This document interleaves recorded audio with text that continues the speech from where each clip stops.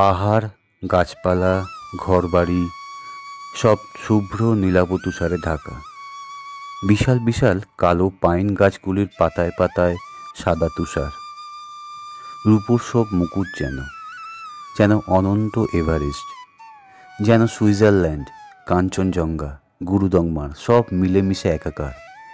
মনে পড়ে যাচ্ছিল লে থেকে 230 কিলোমিটার দূরের রূপসু উপত্যকায় 15,200 ফুট উঁচুতে জেগে থাকা সৌমোরারি লেকের কথা। ক্ষণে ক্ষণে আমার সিকিমের রিনচেনপংয়ের কথা মনে পড়ে যাচ্ছিল মায়ানমারের সীমান্ত ঘেঁষা মিজোরামের ফাংপুই ন্যাশনাল পার্কের কথা।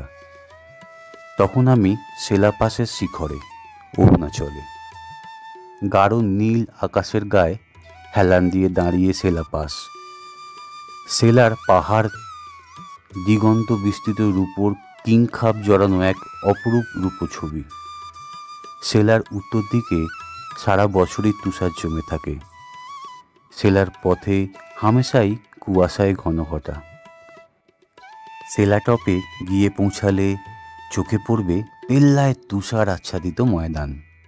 তার মাঝামাঝি এলাকায় সবুজাব হয়ে জমে থাকা একটি লেক। পুরনো নাম মানিক সাগর, এখন প্যারাডাইস লেক। তার কোনো কোনো জায়গায় জলও চোখে পড়ে। কনকনে হিমেল হাওয়ায় হাড় কেঁপে ওঠে এখানে। 1962 সালে চীন ভারত যুদ্ধের সময় চীনারা সেলাটে না উঠে ম্যাগোচু নদী পার হয়ে নিচ দিয়ে ভারতের ফৌজের বাধা এড়িয়ে গিয়েছিল। বামডিলা এবং দিরাংজং জয় করেছিল। আসলে অরুণাচল প্রদেশ বেড়াতে যাব ভাবতে বসলেই সবচেয়ে আগে মনে পড়ে যায় সেলাপাসের কথা। কিন্তু সেলাপাসে পৌঁছানোর আগে অনেকটা পথ পাড়ি দিতে হবে এবং সেই গোটা পথটা জুড়ে স্নিগ্ধ শীতল বাতাসে নদী, পাহাড়, সবুজের খেলা।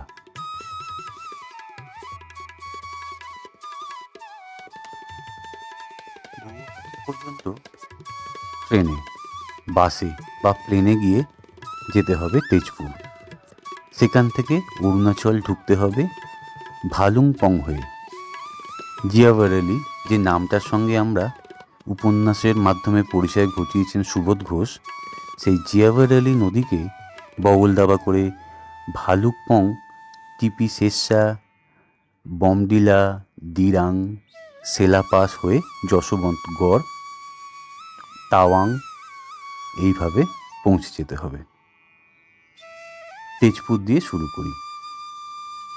1962 সালের চীন ভারত যুদ্ধের সময় তেজপুরের গুরুত্ব ব্যাপক হয়ে যায়। ব্রহ্মপুত্র নদের তীরে তেজপুর রাতারাতি সুন্দর সাজানো একটি শহরে পরিণত হয়ে যায়। এই তেজপুর শহরে পাহাড়ের ওপরে মহাভৈরবের মন্দির আছে। তেজপুরে ব্রহ্মপুত্রের বাঁধানো ঘাটে গিয়ে কিছুক্ষণ কাটালে প্রশান্তির বাতাসে আর জলস্রোতের অতিথি আবাহনী কলরলে মন ভরে যায়। তেজপুরের টিলার উপর অগ্নিগড় শহরও দেখার মতো। ব্রহ্মপুত্রের ধারে বামনী পাহাড়ের উপর এই অগ্নিগড়। তেজপুর আসলে শোণিতপুর। তেজপুর হলো রক্ত বা শোণিত, আর পুর হলো শহর। আসামের শোণিতপুর জেলার প্রধান শহর তেজপুর। লোকমুখে কিংবদন্তি হিসাবে যা প্রচলিত তা হলো অসুররাজ বানের রাজধানী ছিল এই শোণিতপুর। অগ্নিগড়ে সেই শোণিতপুরের ধ্বংসাবশেষও মিলেছে। শিব উপাসক বানরাজের সুন্দরী কন্যা উষা শ্রীকৃষ্ণের পৌত্র দ্বারকা রাজা অনিরুদ্ধকে ভালোবেসে গান্ধর্ব মতে বিয়ে করেন। বানরাজ জানতে পেরে অনিরুদ্ধকে কারাগারে বন্দী করেন। শ্রীকৃষ্ণ তার পৌত্রকে কারামুক্ত করার জন্য বানরাজের সঙ্গে রক্তাক্ষয়ী যুদ্ধে লিপ্ত হন। সারা শহর জুড়ে রক্তগঙ্গা বয়ে যায়। সেই থেকেই শোণিতপুর। অরুণাচলের তাওয়াং পর্যন্ত যাওয়া যখন মনস্থ করেছেন তখন গুয়াহাটি হয়ে তেজপুরে যান। সেখান থেকে ভালুকপং যেতে হবে। গুয়াহাটি থেকে তেজপুর বাসে মাত্র 5 ঘন্টা। সেখান থেকে বমডিলা ঘন্টা 7, আর তাওয়াং 13-14 ঘন্টা লাগে বমডিলা থেকে। নদী, পাহাড় আর অরণ্য মিলে ভালুকপং প্রকৃতির এক নিবিড় রচনা। এখানে পৌঁছে অনায়াসেই পৃথিবীর সমস্ত বিদ্যা দূরে সরিয়ে রাখা যায়।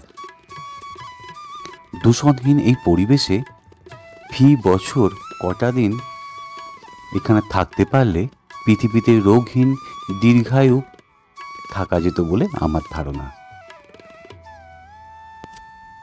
কোনো এক সময় ভালুকা নামে এক রাজা এখানে রাজত্ব করতেন। তা থেকেই ভালুকপং। শেয়ারে টাটা সুমো পাওয়া যায় বমডিলা ও তাওয়াংয়ের জন্য। 6 থেকে 8 জনের মতন দল হলে পুরো সুমো ভাড়া করেই বমডিলা, দিরাং, সেলা, তাওয়াং এসব বেরিয়ে আসা যায়। গুয়াহাটি স্টেশনে পৌঁছেই তেজপুরের বাসের টিকিট কেটে নেবেন। তেজপুরে অনেক হোটেল আছে, আর আছে আসাম সরকারের ট্যুরিস্ট লজ। ভালুকপংয়ে মনের ষাট মিটিয়ে পাখি দেখার জন্য যেতে পারেন পাখুই গেম স্যাংচুরিতে। উড ডাক, গ্রেট পাইড, হর্নবিল সহ কত নাম না জানা পাখি এখানে আছে। এই অভয়ারণ্যে বাঘ, চিতাবাঘ, বার্কিং ডিয়ার, হাতি সবই আছে। বাঘের দেখা পেতেই পারেন।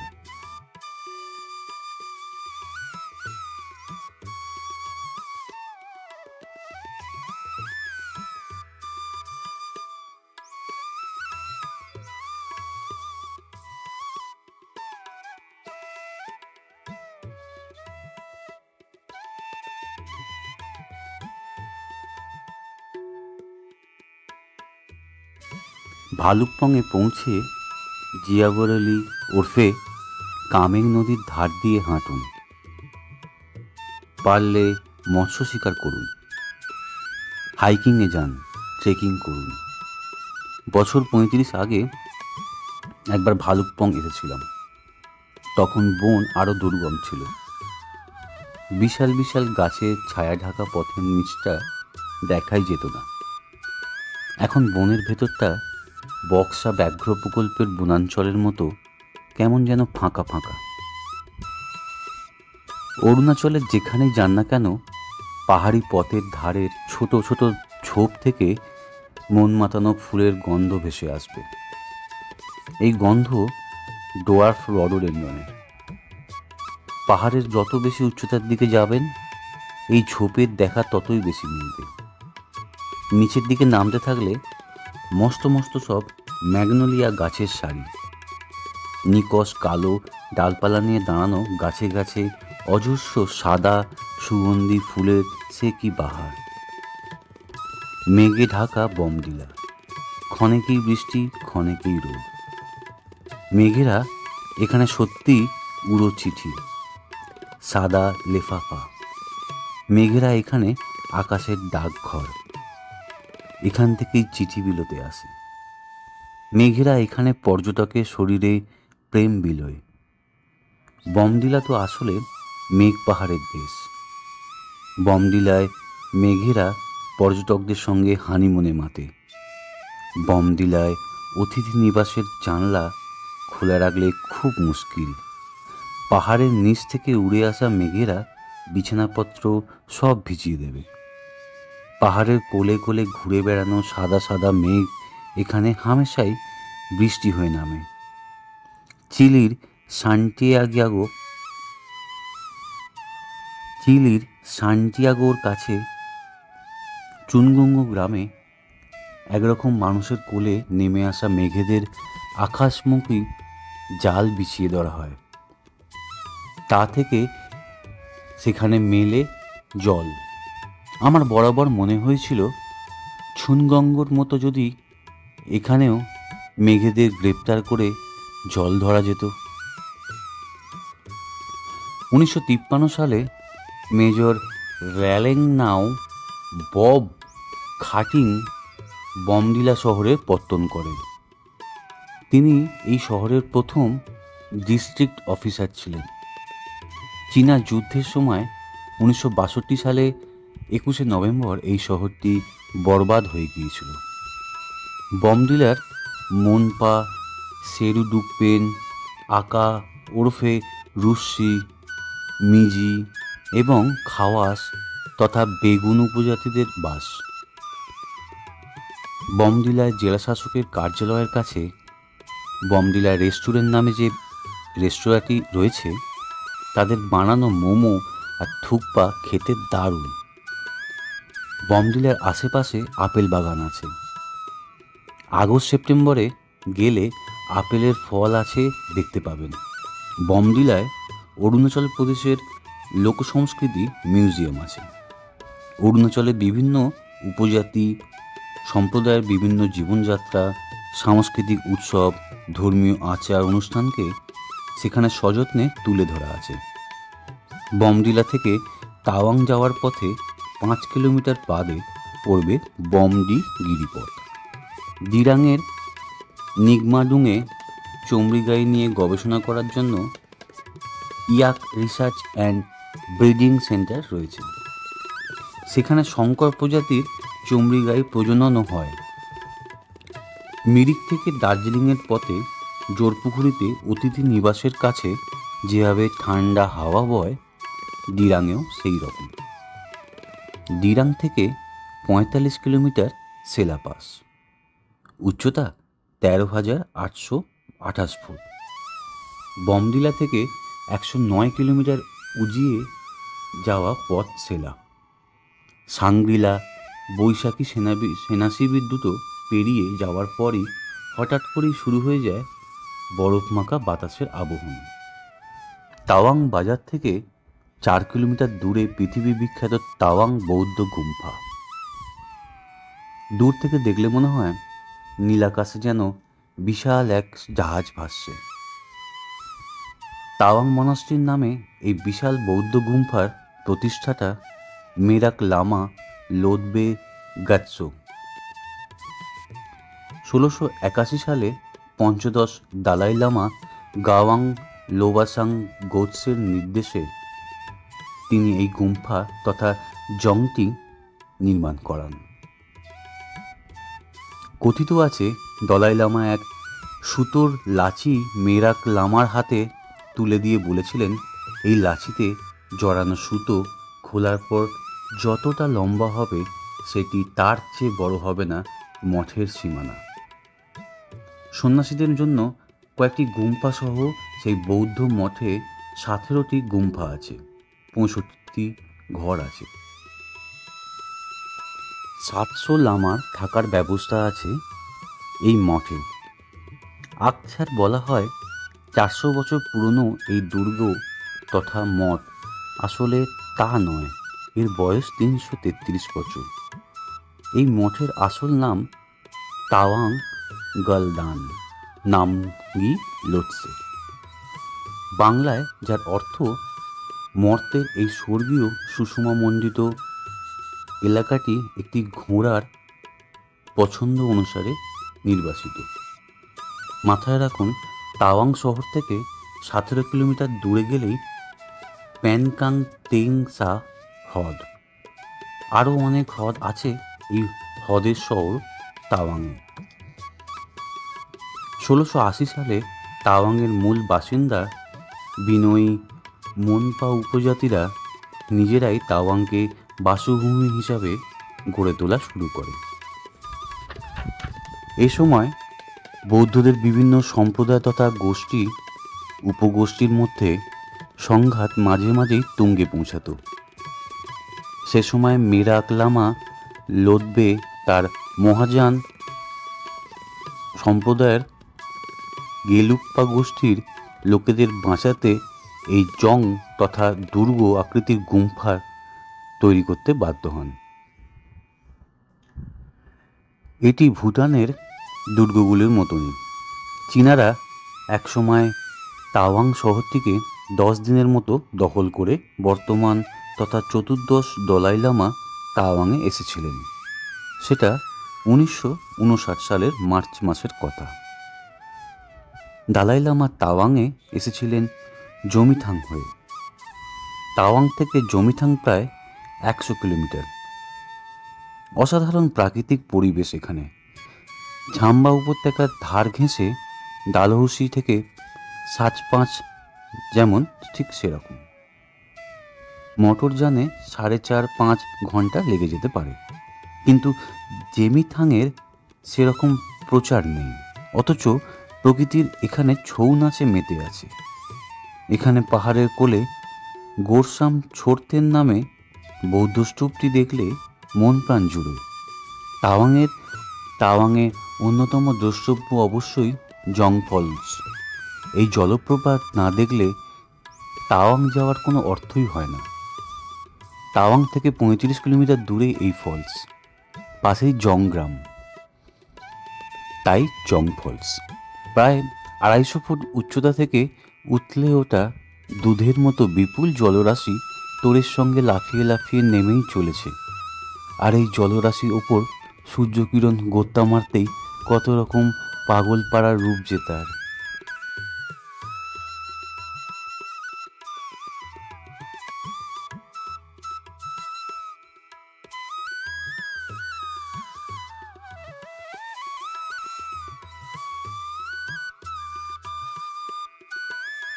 তাওয়াংয়ে প্রতি বর্গ কিলোমিটারে 23 জনের বাস। তাওয়াং শহরকে ঘিরে 163 গ্রামে সব মিলিয়ে 1020 মানুষের বাস। মনপা উপজাতিরা সংখ্যাগরিষ্ঠ হলেও অল্প সংখ্যক টাকপা এবং তিব্বতীরাও আছে। টাকপা ক্ষুদ্র উপজাতি গোষ্ঠী। তাওয়াং মনাস্ট্রির সদর দরজার বাইরে সিঁড়িতে গিয়ে দাঁড়ালে পাহাড়ের গায়ে একটা টকটকে লাল রঙের রাস্তা চোখে পড়ে। এই রাস্তায় গেছে সীমান্ত শহর বুমলায়। তারপরেই তিব্বতের শুরু। তাওয়াংয়ের পূর্ব প্রান্তে ভুটান, উত্তরে তিব্বত, দক্ষিণে আসাম ও নাগাল্যান্ড। এ কারণেই এর অবস্থান খুব গুরুত্বপূর্ণ। তাওয়াংয়ের উচ্চতা 10,000 ফুট, তাই এখানে সবসময় ঠান্ডা। তাওয়াংয়ের আছে মাধুরী লেক। একদা অভিনেত্রী মাধুরী দীক্ষিত কোনো এক হিন্দি ছবির শুটিং করেছিলেন এখানে। তারপর থেকেই এই হ্রদের নাম মাধুরী লেক। 15,000 ফুট উঁচুতে এই হ্রদ, অপূর্ব, তুলনাহীন। এই লেকের পথে যেতে প্রচুর বাঙ্কারও চোখে পড়বে, আর ফৌজি চৌকি। 1962 সালের চীনা আগ্রাসনের স্মৃতি তাতিয়ে তুলবে। 1935 সালে ব্রিটিশ উদ্ভিদ বিজ্ঞানী ফ্রাঙ্ক কিংডন ওয়ার্ডের সেলা পাস পেরিয়ে তাওয়াং ঢুকে পড়েছিলেন। তখন তিব্বতের শাসন চলছে তাওয়াংয়ে। অল্প সময়ের জন্য গ্রেপ্তার করা হয়েছিল ওয়ার্ডকে। তেজপুর, ভালুকপং, বমডিলা, দিরাং, তাওয়াং এই হলো একটি পুরো ট্যুরিস্ট ট্রাভেল সার্কিট। তেজপুর থেকে ভালুকপংয়ের দূরত্ব 56 কিলোমিটার। ভালুকপং থেকে বমডিলা 109 কিলোমিটার। ভালুকপং থেকে বমডিলা যাচ্ছেন যখন, তখন মাথায় রাখুন টিপি বলে একটা জায়গার কথা। অরুণাচল প্রদেশের উদ্ভিদের স্বর্গরাজ্য হিসাবে বিখ্যাত এটি। 450 প্রজাতির অর্কিড পাওয়া যায় এখানে। টিপি থেকে 24 কিলোমিটার গেলে 80টি রকমের রকমারি প্রজাতির 2600 অর্কিডের বাগান আছে এখানে। বমডিলা থেকে ডিরাং 42 কিলোমিটার। ডিরাং থেকে সেলাপাস 45 কিলোমিটার। এরপর যশোবন্তগড়, নুরাং থেকে 4 কিলোমিটার। বমডিলা থেকে তাওয়াং 183 কিলোমিটার। তাহলে এবার কিভাবে, ছোট করে বলে দিই কিভাবে যাবেন। কলকাতা থেকে গুয়াহাটি হয়ে তেজপুর চলুন। গুয়াহাটি যাওয়ার জন্য 1, 2, 3, 4, 5 সরাইঘাট এক্সপ্রেস ধরুন। ট্রেনটি বিকেল 3:30 মিনিটে হাওড়া থেকে ছাড়ে। পরদিন সকাল 9:30টায় গন্তব্যে পৌঁছাবে। এছাড়াও 1559 কামরূপ এক্সপ্রেস 155657 কাঞ্চনজঙ্ঘা এক্সপ্রেস ধরতে পারেন। ভাড়া মোটামুটি একই রকম। গুয়াহাটি থেকে তেজপুর যাওয়ার জন্য নানা ধরনের বাস থেকে আরও বিভিন্ন রকম ক্যাবও পাবেন। কলকাতা অরুণাচল ভবন থেকে অরুণাচল প্রদেশের বিভিন্ন গন্তব্যে যাওয়ার ইনার লাইন পারমিট পাবেন। তার ঠিকানা, ফোন নাম্বার ও বিভিন্ন ধরনের ডিটেলস ডেসক্রিপশানে দিয়ে দিয়েছি। আপনারা দেখে নিন, কন্ট্যাক্ট করে নেবেন, তারপর যাবেন। অবশ্যই হোটেলের ভাড়া ফোন করে কনফার্ম হয়ে নেবেন। তাহলে আজকের মতো এখানেই শেষ করলাম। কেমন লাগলো ভিডিওটা অবশ্যই কমেন্টে জানাবেন। আর আমার ভিডিও ভালো লাগলে লাইক করে বন্ধুদের শেয়ার করে দেবেন। আর যারা এখনও সাবস্ক্রাইব করেননি তারা অবশ্যই সাবস্ক্রাইব করে নিন আরও ভালো ভালো ভিডিও পাওয়ার জন্য।